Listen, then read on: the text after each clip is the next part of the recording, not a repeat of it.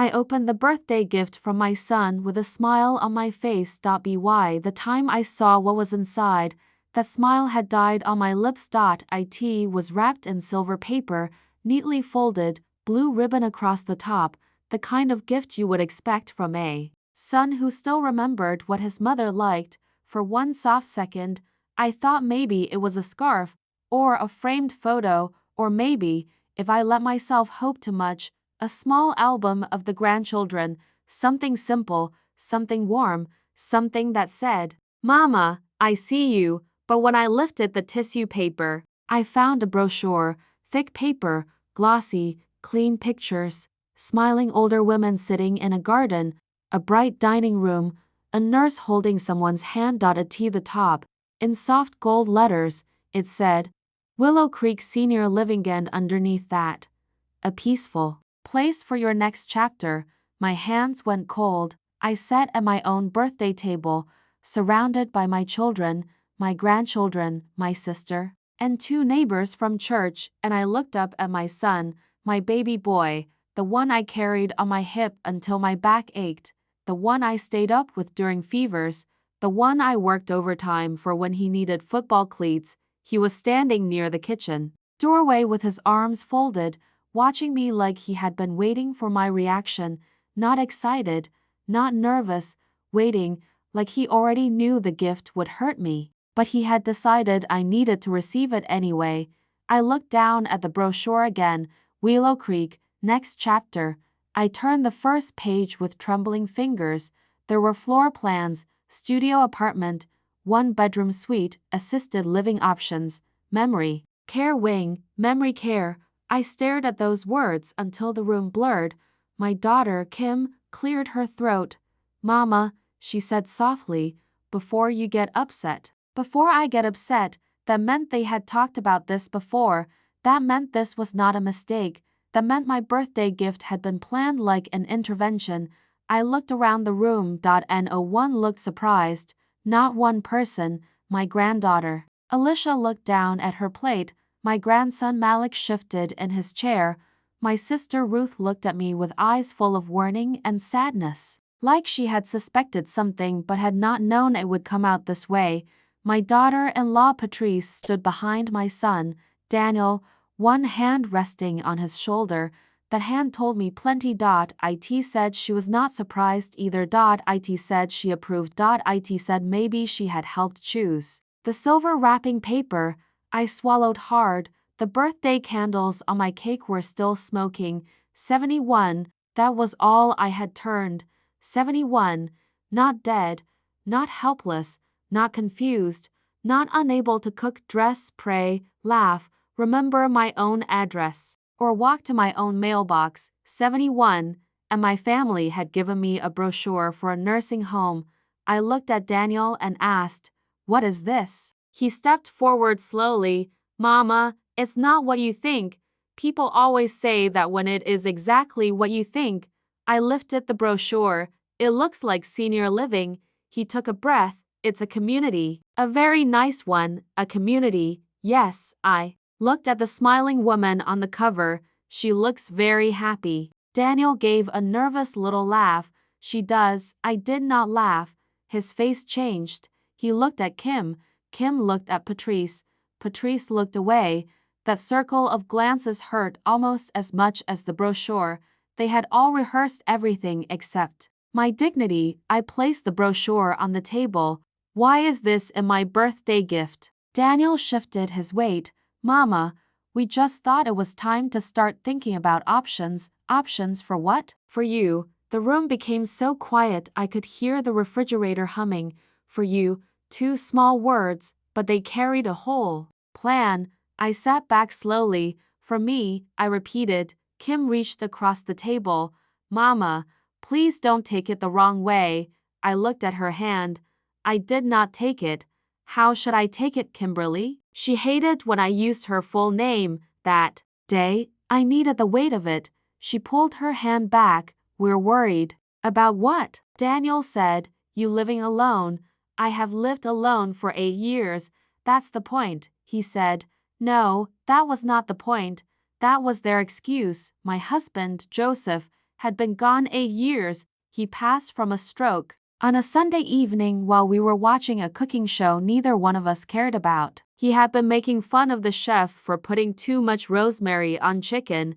Who puts a whole bush on a bird? He said. I laughed, then he got quiet. I turned and saw his face. By the time the ambulance came, half my life had already left the room. After Joseph died, people kept asking if I was going to move in with Daniel or Kim. I said no, not angrily, just no. My home was my home, a small cream-colored house on Bailey Street with a porch swing, rose bushes Joseph planted badly but loved proudly, and a kitchen floor that creaked near the stove. That house held my marriage, my children, my ordinary days, my grief, my recovery. It held Joseph's Bible, my sewing basket, old school photos, the dent in the hallway wall from when Daniel tried to ride a skateboard indoors, and the faint pencil marks on the pantry door where we measured the children's height. How do you walk away from all that just because your husband stopped breathing? I stayed. I learned to sleep in the middle of the bed. I learned to pay the online bills. I learned to take out the trash even when it was raining. I learned to sit through loneliness without letting it swallow me. I was proud of that, maybe too proud, but I had earned it. Now my children sat around my birthday table like independence was a problem they needed to solve. Daniel pulled out the chair beside me and sat. His voice softened. Mama, you fell last month. I closed my eyes. There it was, the fall. I had tripped over the garden hose, not collapsed, not fainted, tripped. I scraped my elbow and bruised my hip. I called Ruth because she lived 12 minutes away and I did not want Daniel making it into a hole. Production. Ruth came, fussed at me, cleaned my elbow, made me promise to coil the hose properly, and that was it, or so I thought. I opened my eyes and looked at my sister. Ruth lifted both hands. I did not tell them to do this, but she had told them about the fall. I could see it on her face. Daniel said, and Ruth called because she was worried. Ruth snapped, I called because your mama had a bruise, not because I wanted you to wrap a nursing home brochure like a perfume set. Patrice made a small sound. Daniel looked embarrassed. Can we not make this ugly? I looked at him. Daniel, you put a nursing home brochure in my birthday gift. Ugly already has a seat at the table. Kim whispered, Mama. I turned to her. What? Her eyes filled. We just want you safe. Safe, that word again. Families use safe when they mean convenient, not always, but sometimes. And the older you get, the more careful you must be when someone says they want you safe but never asks what safe means to you. I looked around the table. My birthday cake was yellow with chocolate frosting, because that was what I had baked for everyone else for years. But this cake came from a bakery. Patrice brought it. It was pretty, too pretty. The frosting was smooth, the candles evenly spaced, my name written in white curls. Happy birthday, Evelini. Had smiled when I saw it. Now it looked like it belonged at a party for someone they had already decided to manage. My neighbor, Miss Loretta, stood slowly. She was 77 and had no patience for foolishness before dessert. Well, she said, picking up her purse, I think I will take my plate to go. I looked at her. You don't have to leave. She gave Daniel a sharp look. Oh, I think I do. Because if I stay, I may say something that makes Jesus look away. Ruth stood too. I'll walk you out, Daniel said, and Ruth, please. Ruth pointed at him. Do not please me today. The grandchildren stayed frozen. Poor things. They had not created this, but they were trapped inside it. I took a breath, a long one. Then I closed the brochure and slid it back into the box. I placed the lid on top. I pushed it gently toward Daniel. Take it. He blinked. Mama, take it. He did not move. Patrice stepped forward. Mrs. Evelyn, maybe if you would just visit. I looked at her. This is between me and my children. Her face tightened. Daniel said, Patrice is family. Yes, I said. And right now, family is doing too much talking around me and not enough talking to me. Kim's tears spilled. Mama, we didn't mean to hurt you. I believed her. That was the hard part. I did not think Kim wanted to wound me, but people can hurt you badly while telling themselves they are being loving. I said, then why do I feel like I just got removed from my own life? No one answered. I stood up. My knees were stiff, but I stood straight. I am going to my room. Daniel jumped up. Mama, don't walk away. I looked at the brochure box. You brought me a place to go. I am starting smaller. His face crumpled. That hurt me. Even then, hurting him hurt me. That is the curse and beauty of being a mother. Your child can break your heart, and some part of you still checks if they cut themselves on the pieces. I walked down the hallway, not fast, not dramatic, just steady. Behind me, the room stayed silent. In my bedroom. I closed the door and leaned against it. Then I slid down slowly until I was sitting on the floor. I did not cry at first. I was too shocked. I looked at my hands. There was frosting on one finger from where I had touched the cake plate. I wiped it on a tissue. Then the tears came, not loud, deep, the kind that feels like it has been waiting years for the right insult to unlock it. I cried for the birthday I lost. I cried for Joseph. I cried for the way my children looked at each other before answering me. I cried for every older woman who had ever been discussed like furniture. Where should we put her? What should we do with her? How do we make room? I was not a sofa. I was not a box in the attic. I was Evelyn May Carter, a wife, a mother, a grandmother. A woman who still knew how to make pound cake without a recipe and balance a checkbook down to the penny. A woman who had buried a husband and still got up the next morning to make sure the garbage went out. And on my 71st birthday, my son had given me a brochure that said peaceful next chapter, but nothing about it felt peaceful. It felt like eviction wrapped in silver paper. After a while, there was a soft knock. Evelyn? Ruth. I wiped my face. Go away. No, that was Ruth. My older sister had been ignoring my instructions since 1959. The door opened slowly. She stepped in and closed it behind her. She looked down at me. Oh, baby. That finished me. She lowered herself beside me with a groan because her hip was worse than mine. We sat on the floor like two girls hiding from trouble. She put her arm around me. I'm sorry, she said. You told them about the fall. I did. I pulled away slightly. Why? Because you scared me. I tripped over a hose. And you didn't tell your children, because I knew they would do this. Ruth sighed. I thought they would call. Maybe check on you more. Maybe put a railing by the back steps. I did not think Daniel would gift rap assisted living. I wanted to stay angry at her, but I was tired. I feel foolish, I whispered. For what? For smiling when I opened it. Ruth squeezed my shoulder. You smiled because you expected love. That made me cry again, because it was true. I expected love, and maybe it was love, but it had come dressed like control.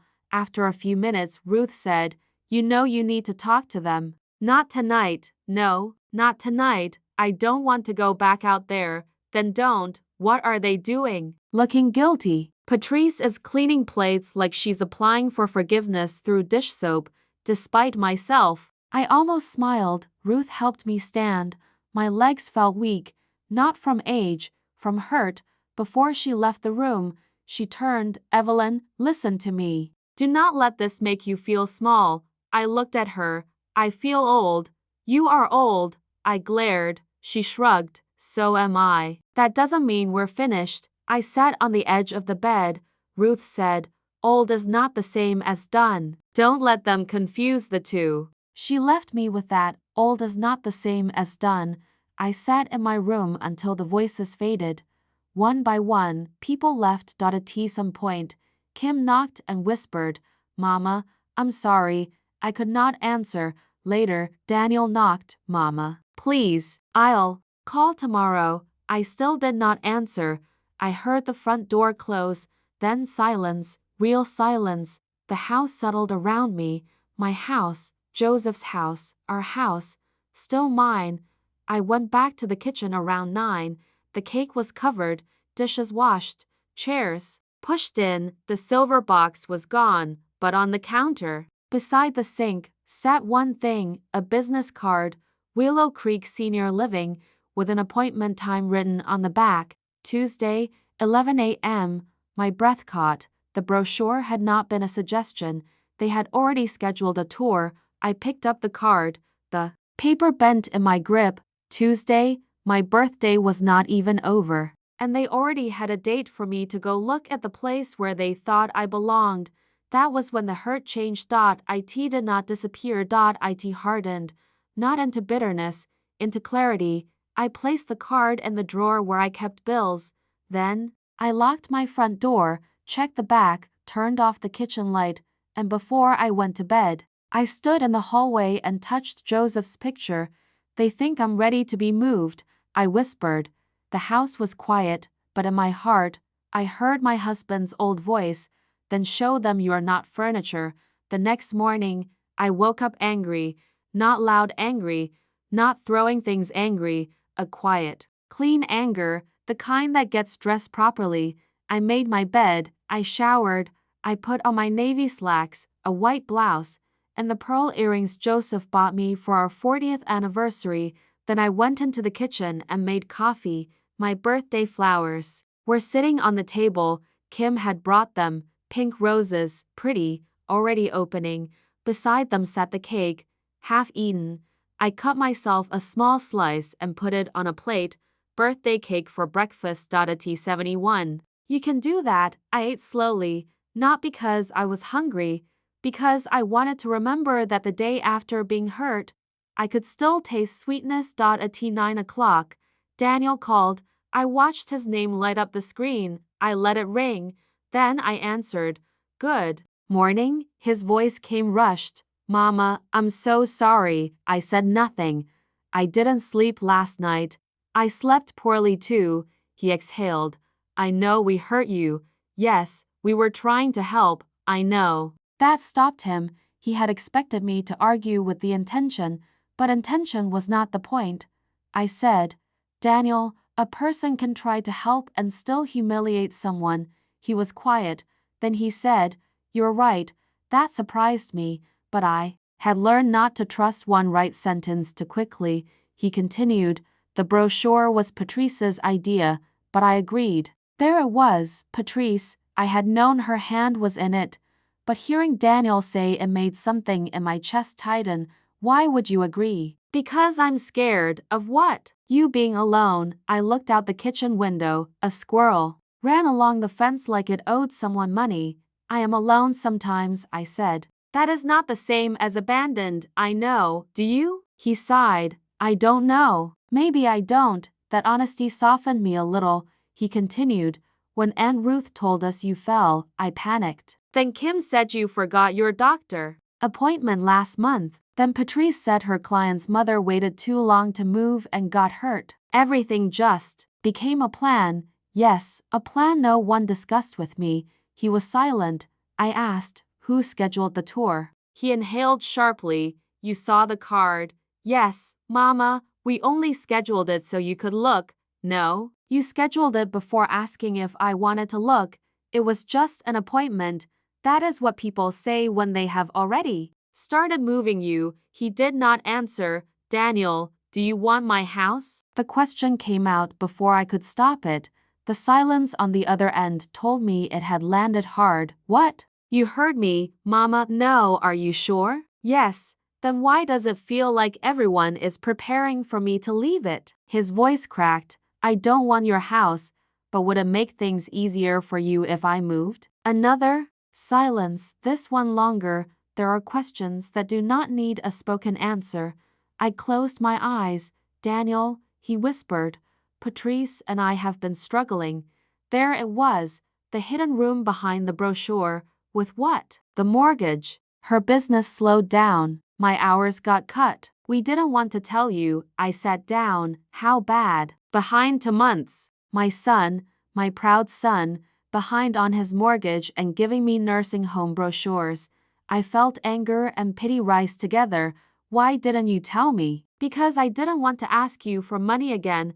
Again, I had helped them before, $3,000 when their water heater burst, $2,000 when Patrice had surgery and Daniel missed work, $1,000 here, $500 there, always temporary, always paid back later. Though sometimes later never came, I had not complained. They were family, but now I wondered if my help had trained them to see me as a soft place to land instead of a person with boundaries. Daniel said, Patrice thought if you moved somewhere with care, maybe we could rent your house and use the income to cover your costs and help stabilize everything. I stared at the wall. Rent my house, use the income, stabilize everything. My birthday gift had just grown roots. I spoke slowly. So, the nursing home was not just about my safety, Mama, was it? He did not answer. Daniel, no, he whispered. Not only. I closed my eyes. There are betrayals that arrive wearing concern. This one had safe options. Next chapter, underneath it was money. Not only money, but enough money to stain everything. I said, I need to go. Please don't hang up. I am not hanging up. I am ending the conversation because if I continue right now, I may say something that wounds both of us. Mama, I'm sorry. I know you are. But sorry has a lot of work to do. I ended the call. Then I sat very still. I wanted Joseph. I wanted his hand over mine. I wanted him to say, Evelyn, we will figure this out. But he was gone, and I had to figure it out alone. No, not alone. I called Ruth. She answered with, Did he call? Yes, and I told her, the mortgage, the idea to rent my house, Patrice's role, the tour. Ruth was quiet. Then she said, I'm putting on shoes. I don't need you to come. You do. I'm fine. You are not. And even if you were, I'm still coming because I am nosy and furious. She arrived with a grocery bag, a notebook, and her church fan even though it was not hot. She placed the bag on the counter. I brought bananas, soup, and cookies. Why? Because we are either eating or committing crimes, and I'm too old for jail. I laughed despite myself. Ruth sat at my table and opened the notebook. We need facts. Facts? Yes. What do you own? What do they have access to? Who has keys? Who is on your accounts? Where are your papers? I stared at her. You sound like a lawyer. I watch enough of them on TV. She was right. That was the uncomfortable part. I had been so hurt by the brochure that I had not yet considered the larger question, could they move me? Legally, no. Emotionally, they were trying. Financially, they were already planning. I went to my desk and pulled out my folder, house deed, insurance, bank statements, will, power of attorney, medical documents. I had made some of those after Joseph died, but I had not reviewed them in years. We spread everything across the table. Ruth put on her reading glasses. Who is your power of attorney? Daniel. She looked up. Financial? Yes. Medical? Kim. Her mouth tightened. That needs reviewing. They are my children. They are also the same children who let you open Willow Creek like a birthday surprise. I hated that she was right. I picked up the document. Daniel had financial authority if I became incapacitated. Not now, but still. The idea of him holding that power while struggling with his mortgage made my stomach uneasy. I did not want to think my son would misuse it, but I also did not want my safety depending on what I wanted to believe. Ruth said gently, protection is not accusation. I looked at her. What? Changing papers doesn't mean you hate your children. It means you learned something. I nodded slowly. That afternoon, we called Mr. Jenkins, the attorney who had helped after Joseph died. He had retired, but his niece, Angela Jenkins, had taken over the practice. She could see me Monday. Ruth wrote it down. Monday, 2 p.m. Then she tapped the page with her pen, and Tuesday's tour. I picked up the Willow Creek card. For a moment, I considered canceling. Then another thought came. No, I said. Ruth looked at me. No, I'm going. She frowned. Why? Because I want to see what they chose for my next chapter without me. Ruth studied me. Then she smiled slowly. There she is. I called Daniel. He answered. Quickly, Mama. I will attend the tour Tuesday. He exhaled. Oh, okay. That's good. Do not misunderstand me. I am not agreeing to move. I know. No, Daniel. I want you to hear the words. I am not agreeing to move. I hear you. Who is coming? Me, Kim, and Patrice. Patrice does not need to attend. He paused. She helped arrange it. That is exactly why she does not need to attend. Mama, I will meet you and Kim there. Ruth is coming with me, Aunt. Ruth? Yes. He sounded uneasy. Good. Truth needs witnesses. Tuesday came with bright sun, too bright for the kind of day it was. Ruth picked me up. She wore a red jacket and earrings shaped like gold leaves. You look like you're going to a business meeting, I said.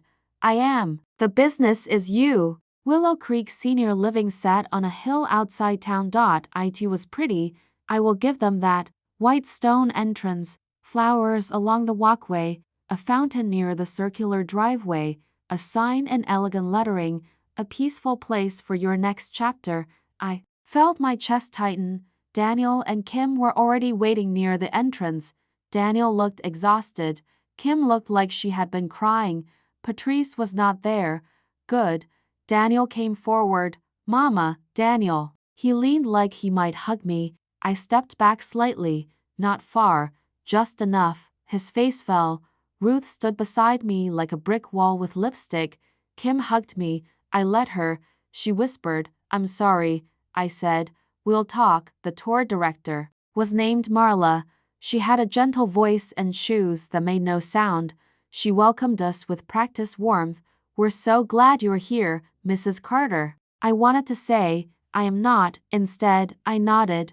She showed us the garden, the dining room, the activity room, a chapel corner, a salon, a model apartment with a small kitchenette and a window overlooking the courtyard. Everything was clean, soft, nice. That made it worse in a strange way. If it had been ugly, I could have rejected it easily, but it was pleasant. That did not mean it was mine. Marla smiled. Many of our residents say they wish they had made the move sooner. I looked at her. Do any say they wish their children had asked instead of planned? Her smile faltered. Ruth coughed into her hand. Daniel looked down. Kim closed her eyes. Marla recovered.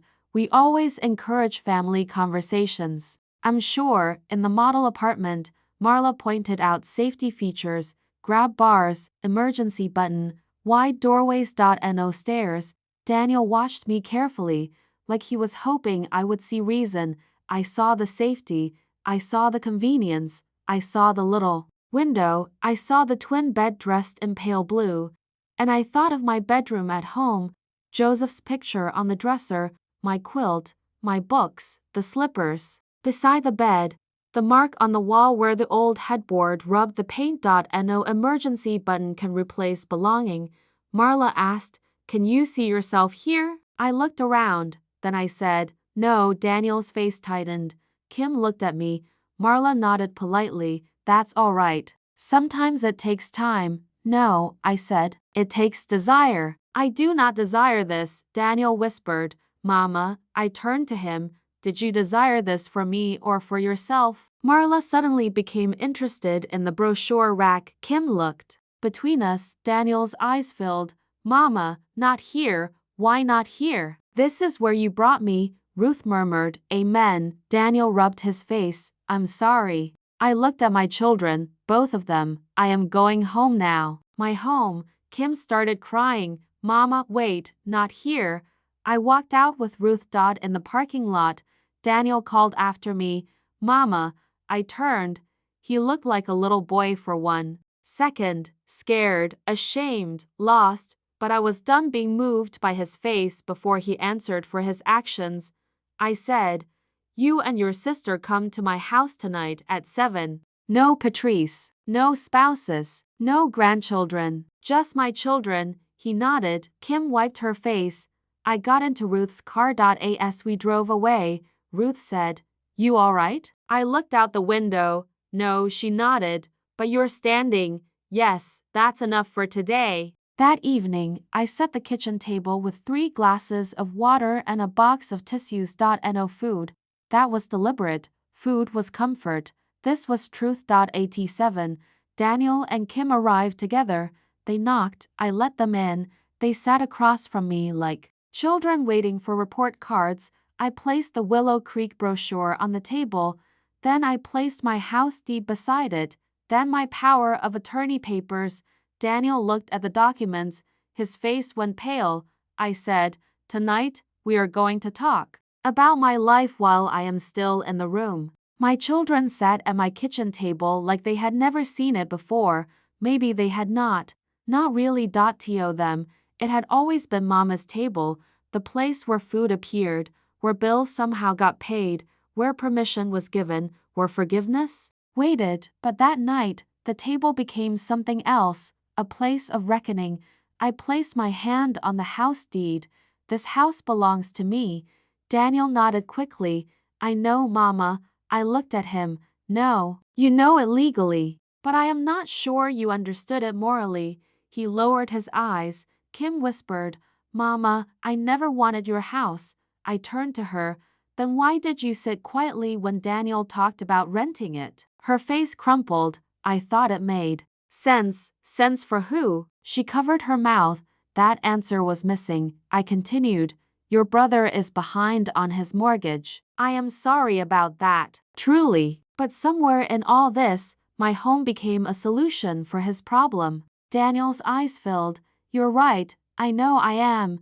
That felt strange to say. The old me would have softened it, would have said maybe, would have left room for them to feel less guilty. Not that night. Daniel took a breath. Patrice said, "If you moved somewhere safer, we could rent your house for enough to cover part of the facility cost. Maybe even help with my mortgage temporarily." I told myself it was practical. I stared at him. "Did you tell yourself it was loving too?" He closed his eyes. "Yes," I nodded. "That is the dangerous part." Kim began crying. "I should have stopped it." "Yes, I kept thinking we were being responsible. Responsible people ask." She nodded. "I know." "No, Kim. Responsible people ask the person whose life is being rearranged." She wiped her face. "I'm sorry." I believed her, but I did not rescue her from the discomfort. I looked at Daniel. "Did you tell Patrice anything about my finances?" He hesitated. That hesitation was an answer. "What did you tell her?" "That the house was paid off." I waited. "And that Dad left you insurance." My heart sank. "How much?" His face twisted. "I didn't say an amount, but you discussed it." "Yes." I leaned back. Joseph had worked so I would not be helpless, and my son had turned that safety into family information. "Daniel, my finances are not household gossip." "I know. Do you?" "Because your wife planned around them." He rubbed his face. "I thought we were just talking." Talking becomes planning when money is involved. That sentence made him quiet. Kim reached for my hand. This time, I let her touch it, only because she did not pull. She just rested her fingers near mine. "Mama, I need to tell you something." I looked at her. "What?" She swallowed. I was scared too. "Not about money. About you." I softened slightly. She continued, "Last month you forgot my birthday lunch." My chest tightened. I did not forget. I wrote down the wrong Thursday. I know that now. But at the time you thought I was slipping." She cried. "Yes." I looked down. Age is cruel that way. A young person forgets something and they are busy. An older person forgets something and people start whispering. Kim said, "Then Aunt Ruth told us about the fall. Then you mentioned once that you left the stove burner on." I caught it. "I know. But it scared me."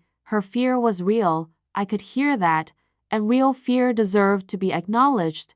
"I understand being worried," I said. "I do not understand replacing conversation with a brochure." She nodded. "You're right. I am not refusing help. I am refusing removal." Daniel looked up then. That sentence reached him. "I am not refusing help," I repeated. "If I need a railing, say railing. If I need someone to check smoke alarms, say smoke alarms. If I need reminders, say reminders. Do not wrap a facility tour and call it love.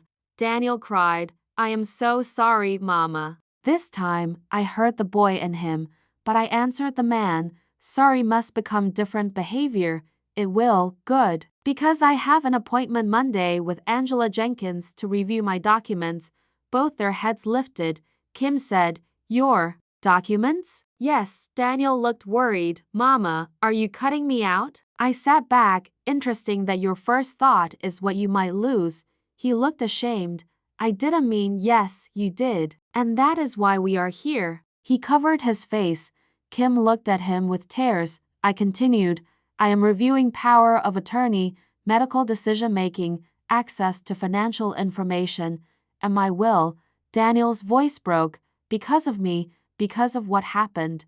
That's because of me, yes, he nodded, crying. Good, not because I wanted him hurt. Because accountability had finally found his address. Kim asked, who will help you? Ruth will come. I may name her as backup. I may name both of you with limits. I do not know yet, Daniel whispered. I understand. I also want my house key back. He looked up sharply. Mama, you have a spare key for emergencies. This was an emergency, and you use access to plan, not protect. His face crumpled. He reached into his pocket. His hand shook as he removed the key from his keyring. The small brass key caught the kitchen light. He placed it on the table. Kim began sobbing. I looked at the key. So small. So heavy. Daniel said, I never used it wrong, not physically. He nodded. I understand. Kim reached into her purse. I have one too. That surprised me. I gave you that when you used to water my plants. I know. She placed it beside Daniel's 2 keys, 2 grown children, 2 pieces of access returned to the woman they had almost planned around. I picked up both keys. My hands trembled. I love you, I said. They both cried harder. I love you, but I will not be managed like a problem. Kim whispered, we love you too, then learn to love me with respect. After they left, I sat alone at the table. The keys lay in my palm. I thought I would feel powerful. Instead, I felt sad. Boundaries can feel lonely at first. People do not tell you that enough. They make it sound like once you stand up for yourself, music plays and your back straightens and everything feels free. Sometimes it does, but sometimes you close the door and cry because you never wanted to need a boundary with your own children. I cried that night, but I did not regret it. On Monday, Ruth took me to Angela Jenkins. Angela was younger than I expected, maybe 45, locks pulled back, sharp eyes, warm smile. She listened to everything, the birthday gift, the tour, the mortgage trouble, the plan to rent the house, the keys, the power of attorney. She took notes without interrupting. When I finished, she said, Mrs. Carter first, I'm sorry this happened. I nodded. Second, you are not wrong to review your documents. I don't want to punish my children. Protection is not punishment. Ruth pointed at her. I told her that. Angela smiled. Your sister is correct. Ruth sat back proudly. Angela explained everything carefully. Financial power of attorney, medical proxy, revocable trust, will updates, beneficiaries, access controls. She also asked about my daily life. Could I cook, drive, manage medicine, shop, pay bills? I answered honestly, yes, yes, yes, mostly yes. Sometimes I needed help with heavy things. Sometimes I forgot an appointment if I did not write it down.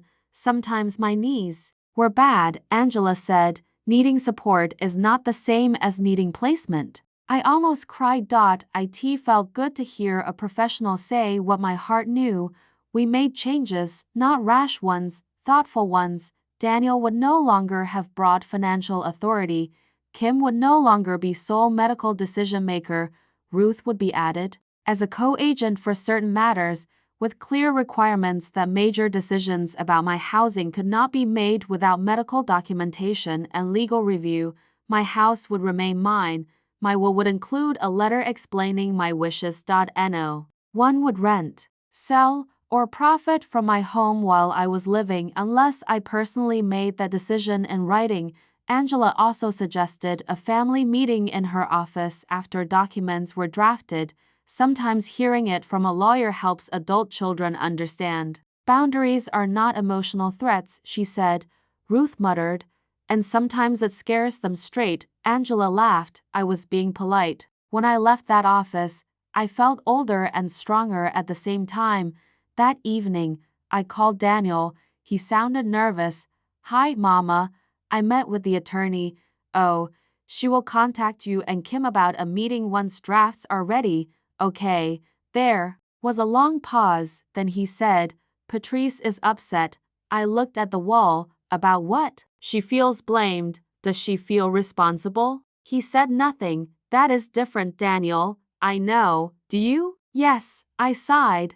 Your marriage is your home. My life is mine. Do not bring Patrice to me until she is ready to speak with honesty, not defense. He was quiet. Then, yes, ma'am, that was new. The next day, Kim came over. She brought no food. No flowers, just herself. I appreciated that. She sat at the kitchen table. Mama, I want to apologize without explaining. I looked at her. Go ahead. She took a breath. I am sorry I treated fear like permission. I was scared something would happen to you, but I should have talked to you. I should have asked what support you wanted. I should have never let that brochure be a birthday gift. Tears filled my eyes. She continued, and I am sorry I made you feel old in a way that meant unwanted. That broke me a little, because that was it. Not old like honored, not old like wise, old like inconvenient. I forgive you, I said softly. She cried. But I need time, I know. And I need honesty. I'll give it. Good. Kim began coming once a week after that, not to manage me. To visit. There is a difference, she asked before helping. Mama, do you want me to take the trash out? Do you want me to drive you to the pharmacy? Or do you want to go yourself? Would a calendar on the fridge help, or would that annoy you? Sometimes I said yes, sometimes no. She accepted both. That is how respect sounds. Daniel took longer. Men like my son do not always know what to do with shame. He called, but his voice stayed heavy. He visited once and barely looked around the house. Like he was afraid even glancing at the walls would accuse him. I let him be uncomfortable, not cruelly, but without fixing it. Patrice did not call for 2 weeks, then 3, then one afternoon, a letter came in the mail. Handwritten. No return address. But I knew her handwriting, elegant, controlled. I sat at the kitchen table before opening it. Ruth was there, eating cookies. Want me to read it first? No, you sure? No, I opened it, Mrs. Carter. I owe you an apology, and I do not deserve to give it in person until you are ready. The brochure was my idea. I told myself it was practical and caring, but the truth is, I was afraid. Daniel and I are in financial trouble, and I saw your house as a solution before I saw you as a person who had a right to choose. That sentence made me stop. Ruth watched me. I kept reading. I am ashamed that I let fear make me calculating. I am ashamed that I helped turn your birthday into something painful. I am ashamed that I spoke about your home and your future like they were family resources instead of your life. I am sorry. I will not ask for forgiveness now. I only want you to know I understand more than I did. Patrice, I placed the letter down. Ruth asked. Well, I slid it to her. She read it. Her eyebrows lifted. What does mean? It means she didn't waste ink. Is that good? It's a start. It was, not enough, but a start. That night, I placed Patrice's letter in a folder, not the trash, not my Bible, a folder. Some things are not sacred, but they matter. A month after my birthday, we met in Angela Jenkins's office. Me. Ruth. Daniel. Kim. Patrice. No grandchildren. No distractions. Angela explained my updated documents calmly. Daniel listened with red eyes. Kim took notes. Patrice sat with her hands folded, face serious, when Angela said my house could not be rented or used for anyone else's financial benefit while I was living without my written consent. Daniel looked down. Patrice did too. Good. Some sentences need to land where they belong. At the end, Angela asked if anyone had questions. Daniel cleared his throat. I just want to say something. I looked at him. He turned to me. Mama, I forgot that your safety and my convenience are not the same thing. The room went still. He continued. I was scared about money. I was scared about you. But I let those fears mix together until I convinced myself that moving you was love. It wasn't. It was selfish. Tears filled my eyes. Patrice began crying quietly. Daniel said, I am sorry. I nodded. I hear you. He looked like he wanted more. Maybe forgiveness, maybe comfort. I gave him truth. That is a good beginning. He accepted it. That mattered. Patrice spoke next. Her voice shook. Mrs. Carter, I am sorry too. I have no excuse. That was all. No long speech. No tears asking me to rescue her. Just the words. I nodded. Thank you. Kim reached for my hand. This time I took it. When we left the office, Daniel walked me to Ruth's car. He did not touch my elbow like I was fragile. He just walked beside me. At the car, he said, Mama? Yes, I want to earn your trust back. I looked at my son. Trust is strange. People think it is one big thing. It is not. It is made of many small returns. A call answered honestly, a boundary respected, a key returned, a plan not made behind your back, I said. Then start small. He nodded. How? Ask before deciding. He swallowed. I can do that. We'll see. He gave a sad little smile. Yes, ma'am. After the legal meeting, my house felt different. Not because the furniture had moved. It had not. Not because the rooms changed. They were the same rooms, but something invisible had returned to its proper place. My life belonged to me again. I began making small changes, not because my children wanted them, because I did. First, I had a railing installed by the back steps, a sturdy black one. Daniel offered to do it, but I hired Mr. Lewis from church instead, not to punish Daniel, because I wanted to make a decision without needing my son to be the solution. Daniel did come by afterward. He looked at the railing and said, That's good. It is. I would have done it. I know. He nodded slowly. You wanted to choose. Yes. He looked at me. I understand. That was progress. Next, I bought a large calendar for the kitchen wall. Kim offered to set it up. I said, I'll do it. She said, okay. No hurt face. No sigh. No, I'm only trying to help. Just okay. That was progress too.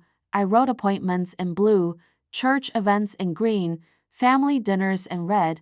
On the square for my next birthday, I wrote, no brochures. When Ruth saw it, she laughed so hard she had to sit down. You are terrible. I am. Healing. Same thing sometimes. A few weeks later, Daniel and Patrice invited me to dinner at their house. I hesitated. The mortgage trouble still sat between us. Even though Daniel had told me they were working with the bank, I did not want to walk into a house where everyone looked at me like an unpaid loan. But Ruth said, go, drive yourself, park where you can leave. Ruth believed in love with an exit strategy. So I went. Patrice opened the door. She looked nervous. Mrs. Carter, Patrice, thank you for coming. Thank you for inviting me.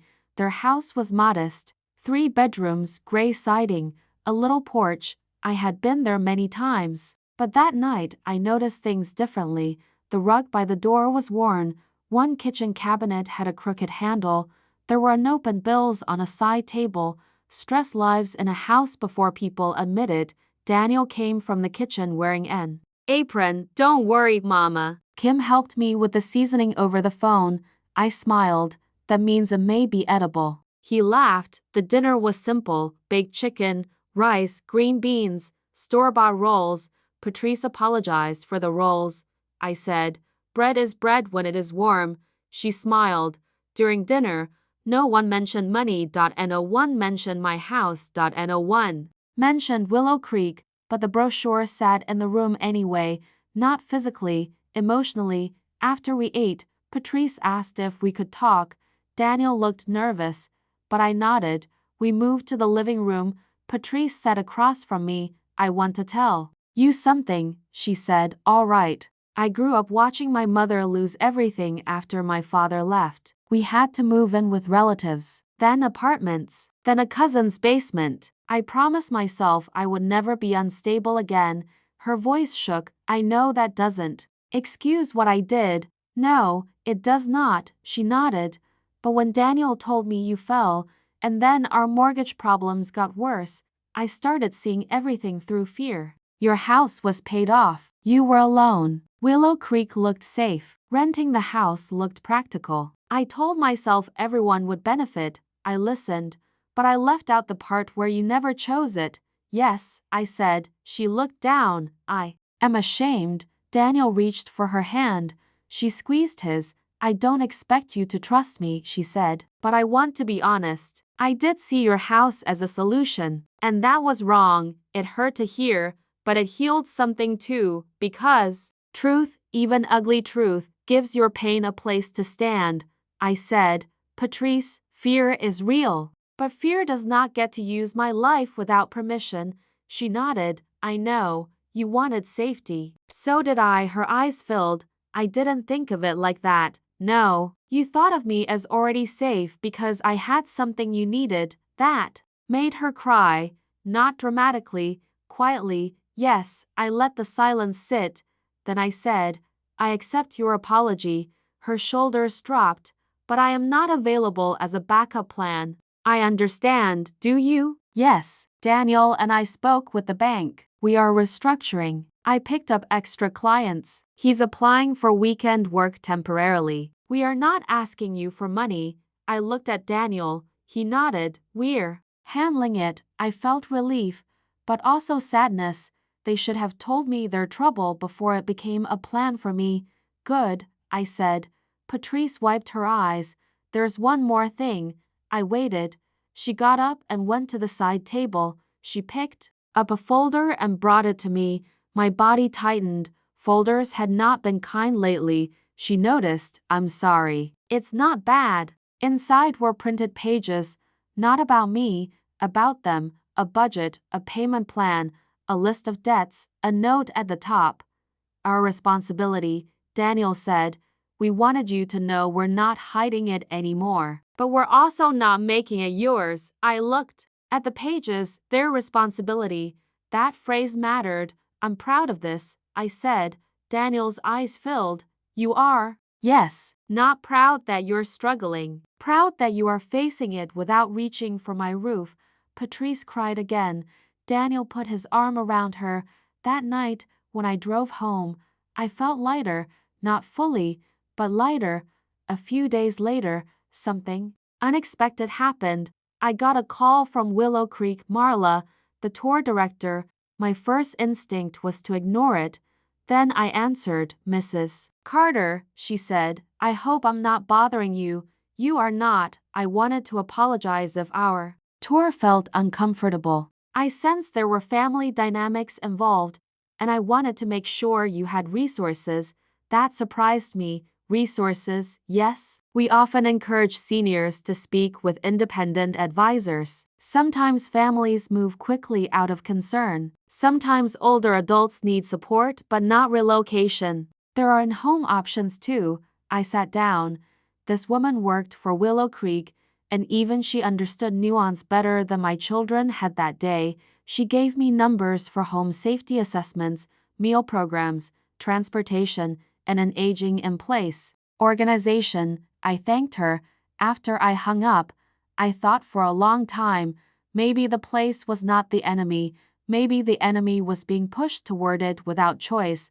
That was an important difference. I called one of the numbers. A week later, a woman came to assess my home. She suggested better lighting in the hallway, a non-slip mat, the railing I had already installed, a shower grab bar, a medicine organizer, small things, helpful things. things that supported my independence instead of replacing it. I paid for some. Daniel paid for the hallway lights as a birthday redo. After asking first, Kim bought the medicine organizer. Also after asking, Patrice sent a handwritten note with a gift card for a grocery delivery service. The note said, "For days when you choose convenience, not because anyone decided for you." That made me smile. I used it once, then I went back to shopping myself because I like choosing my own peaches. 2 months after my birthday, I hosted Sunday dinner, not because anyone pressured me, because I wanted to. I cooked pot roast, cabbage, mashed potatoes, cornbread, and peach cobbler. Ruth came early and sat at the counter peeling potatoes badly. "You are wasting half the potato," I said. "I am here for moral support, not efficiency." Kim arrived with flowers. Daniel and Patrice arrived with salad and nervous faces. The grandchildren came too. Alicia hugged me tight. "Grandma, I'm sorry your birthday was weird." Everyone froze. Children and young people have a way of throwing truth into rooms adults are trying to decorate. I looked at Alicia. "It was more than weird, baby. But we are working through it." She nodded. "Okay," Malik said. "The cake was good though." Ruth laughed. "Boy, read the room." That broke the tension. We ate, people talked, not perfectly, but honestly. After dinner, Daniel stood. He tapped his glass with a spoon like he was making a toast. Everyone looked at him. He glanced at me. "Mama, I want to say something in front of everybody." My chest tightened. He continued, "My gift on your birthday was wrong. It hurt you. And it taught me that concern without respect becomes control." The room went quiet. I want my children to hear me say this. Grandma is not a problem to solve. She is a person to honor. If she needs help, we ask. We do not decide for her. Alicia looked at me. Malik looked down. Patrice wiped her eyes. Kim squeezed my hand. Daniel lifted his glass of sweet tea. "To Mama," Ruth said, "and to no more brochures." Everyone laughed. I laughed too. That moment did not erase the birthday, but it gave me something new to place beside it. A public wound needed a public repair. Daniel had understood that. Later, while everyone was leaving, he stayed behind. He stood in the kitchen with his hands in his pockets. "Mama, yes, I know. I gave the key back, and I'm not asking for it. I just want you to know. I miss being trusted with it." I looked at him. That was honest. "I know. I don't want it back before you're ready." "Good. I just wanted to say it." I nodded. "I miss trusting you with it." His eyes filled. We stood there. In the kitchen, two people grieving something living. Then I said, "Trust can come back, but it returns by walking, not running." He nodded. "I'll walk." Good. That was all I needed that night. The next year, I turned 72. This time, I planned my own birthday. I did not leave it to my children, not because I did not love them, because I had learned that sometimes taking charge of your joy is part of healing.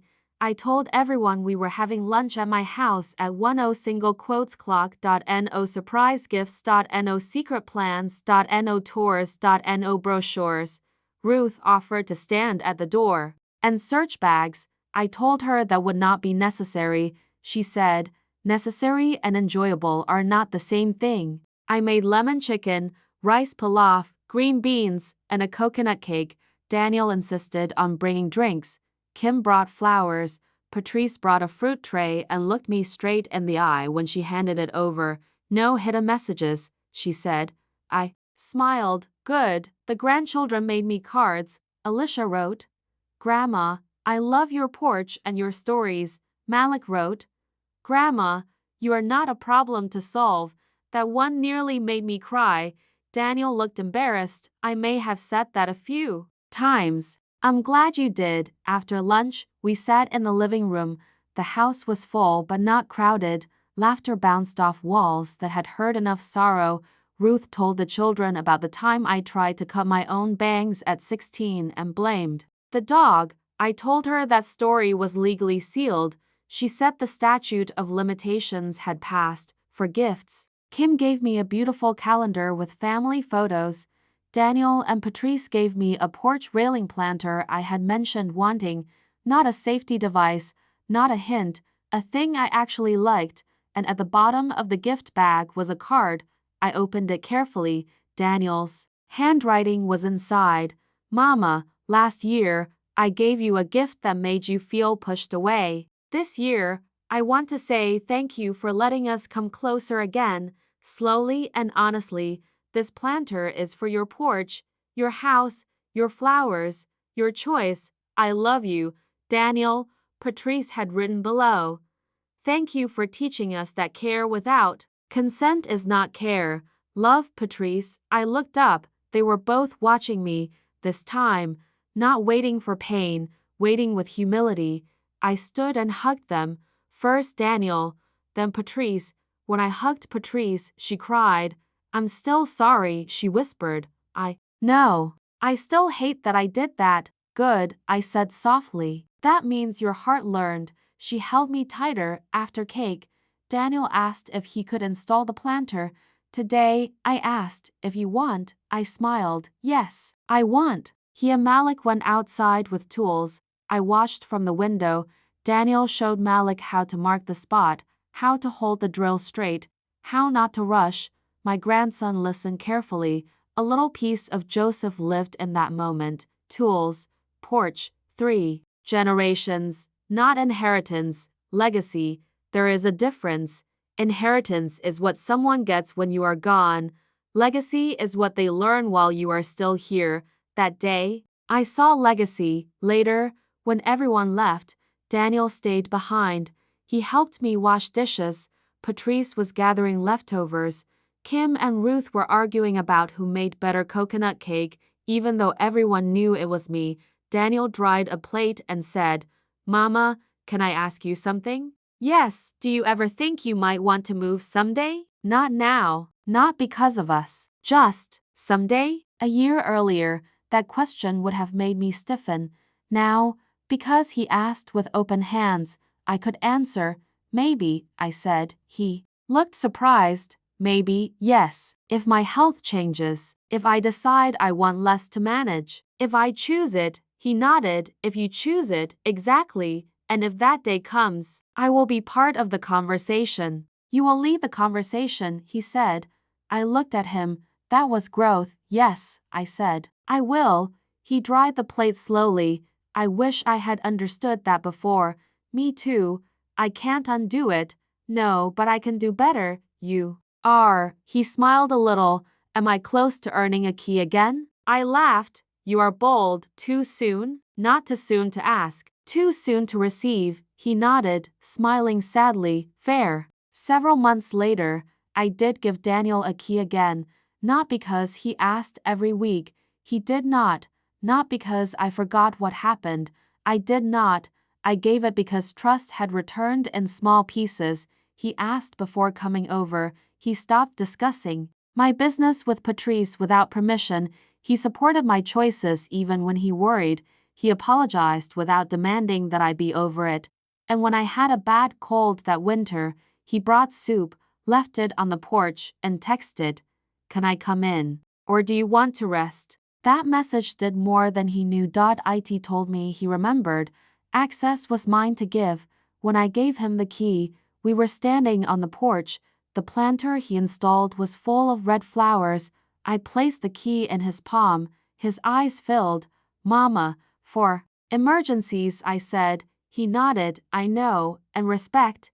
Yes, ma'am, if that key ever becomes entitlement, it comes back. He closed his hand around it. It won't. I believed him, not blindly, wisely. There is a difference. Kim still had no key. She joked about it sometimes. I told her she could earn one by bringing me banana pudding for 6 consecutive months. She said I was corrupt. Ruth said that was not corruption. That was strategy. My family was not perfect after that. No family is. Daniel and Patrice still struggled with money for a while, but they did not ask me to solve it. Kim still worried too much sometimes, but she learned to say, Mama, would you like help? Instead of you need to. Patrice and I built something careful, Not mother-daughter, not exactly, but respectful. One afternoon, she came over and sat with me on the porch. She said, "I passed Willow Creek today." I looked at her, and I thought about that brochure. "So, did I?" She looked ashamed. "I almost stopped by once, before your birthday, to pick up extra materials. Like I was really doing something wise." I said nothing. She continued, "I was so wrong." Yes, she took that. Then she said, "My own mother is thinking of moving to a senior community." I turned to her. "She wants to?" "Yes, her choice." She brought it up. "Then that is different. I know that now." She looked out at the yard. I asked her what she wanted. I actually asked. I smiled. "And what did she say?" "She said she wants a place with line dancing and no stairs." I laughed. "That sounds like a plan." "It does." She looked at me. "Thank you for making me better before I did this to her too." I looked at Patrice for a long moment. Sometimes people hurt you because they are careless, sometimes because they are afraid, sometimes because they have not yet been stopped. I had stopped her. Maybe that stopping helped more than just me. "You chose to become better," I said. She nodded. "I'm trying." On quiet evenings, I still think about that 71st birthday, the silver wrapping paper, the blue ribbon, the brochure, the way the room went quiet. For a long time, that memory burned. Now it still hurts, but it no longer owns me. I keep the brochure in a folder with my legal papers, not because I plan to go to Willow Creek, not because I want to punish anyone. I keep it as a reminder. Care without consent can become control. Concern without conversation can become cruelty, and a pretty package can still hold disrespect. But I also keep Daniel's card from my 72nd birthday, the one that said, "Your porch, your house, your flowers, your choice." Both memories matter, the wound and the repair. One Sunday evening, I sat on my porch alone. The flowers and the railing planter moved in the breeze. The sun was lowering behind the trees. A neighbor walked her dog. Children rode bikes down the street. My house behind me was quiet, but not empty. It was full of me, my books, my recipes, my pictures, my prayers, my stubbornness, my peace. I thought about aging, really thought about it. Not the way people whisper about it like a threat. Aging is not easy. Your body changes, your memory plays tricks sometimes. Your friends leave this earth one by one. Your children look at you differently. Even when they try not to, the world becomes faster while you become slower. That is true, but aging also gives you something. If you are willing to take it. It gives you the right to stop performing. It gives you the courage to say, "I know what I want." It gives you enough history to recognize when someone is trying to rename control as love, and it gives you the wisdom to know that help is only help when it honors the person receiving it. If you are listening to this, and you have older parents, hear me clearly. Do not make plans around them while they are still in the room. Do not talk about their house like it is future money. Do not call them confused just because they disagree. Do not mistake slower steps for a smaller soul. Ask, listen, respect the answer. And if you are the older one, like me, hear this. Do not be ashamed to need help, but do not let anyone use your need for help to take your voice. Put your papers in order. Know who has keys. Know who can access your accounts. Tell people what you want. And if they get offended by your clarity, let them be offended. Their discomfort is not more important than your dignity. I opened the birthday gift from my son. Inside was a brochure for a nursing home. For one terrible moment, I felt like my family had already started packing me away.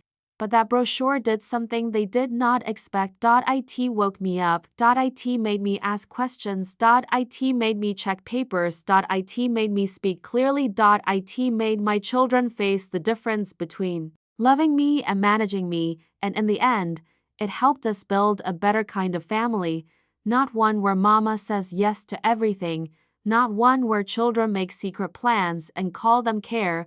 a family where love knocks before entering, where help asks before acting, where aging is discussed with honesty instead of fear, where my home is not treated like a waiting room for someone else's future.